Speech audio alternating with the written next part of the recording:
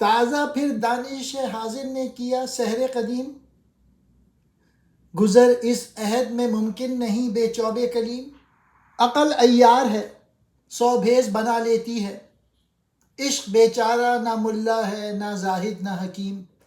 عیش منزل ہے غریبان محبت پہ حرام، سب مسافر ہیں بظاہر نظر آتے ہیں مقیم۔ موجودہ زمانے کے فلسفے اور سائنس نے پرانے زمانے کا جادو پھر زندہ کر دیا۔ اس دور میں حضرت موسیٰ علیہ السلام کے عصا کے بغیر زندگی بسر کرنا ممکن نہیں۔ معلوم ہے کہ فرعون و موسیٰ کے زمانے میں مصر جادوگروں کا بہت بڑا مرکز تھا، اور فرعون نے ان سب کو جمع کر کے حضرت موسیٰ علیہ السلام سے مقابلہ کرایا تھا، لیکن جادوگر خدا کے بھیجے ہوئے پیغمبر کا مقابلہ کیا کر سکتے تھے؟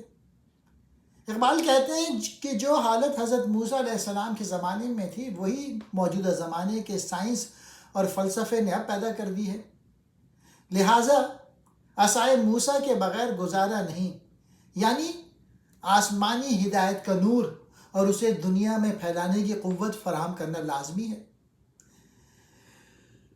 یہ دونوں چیزیں نہ ہوں تو پھر آج کل کے جادوگر ہمارے لیے زندگی دوبھر بنا دیں۔ عقل مکار اور فریبی ہے، وہ سینکڑوں بھیس بدل لیتی ہے، کبھی ملا بن جاتی ہے، کبھی زاہد اور کبھی فلسفی۔ عشق سادہ لوح اور صاف دل ہے، وہ کوئی بھیروپ نہیں بدل سکتا۔ محبت کے مسافروں کے لیے منزل یا کہیں ٹھہر جانے کا عیش حرام ہے، وہ سب مسافر ہیں، مسلسل چل رہے ہیں، اگر دیکھنے میں مقیم نظر آتے ہیں۔ محبت، محبوب یا محبوب حقیقی تک رسائی کے لیے مسلسل جد و جہد اور کوشش ضروری ہے۔